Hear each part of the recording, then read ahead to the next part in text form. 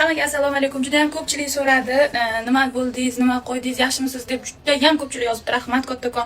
O'zim yaqinlarim, shunaqa mehribonsizlar. Alloh sizlardan rozi bo'lsin. Unaqa yomon kasal bo'lganim yo'q. Yog' oldirdim. Ortiqcha anaqa ozganimda ham ketmaydigan yog'lar bo'ladi-ku vujudda.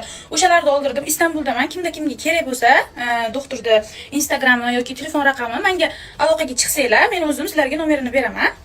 Hozir kontrolga keldim, bir ikkita mana shlanglar bor edi. Mana shu shlanglarni oldiraman.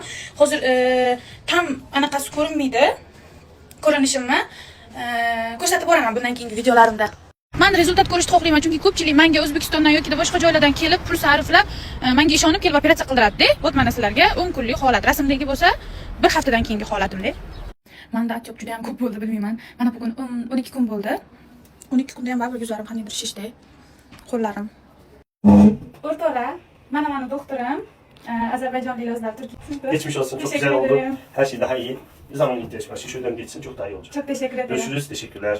Oldingi holatimni ko'rsataman. Endi to'g'ri bundan 5-6 oy oldin ozg'in edim. Oxirgi paytlarda ko'p yevorganim uchun ham operatsiya bo'laman deb bemalol yeganim uchun mana shu yerga qo'ydim eski holatimni. Bu oxirgi paytdagi holatim. Bundan oldin ozg'in edim.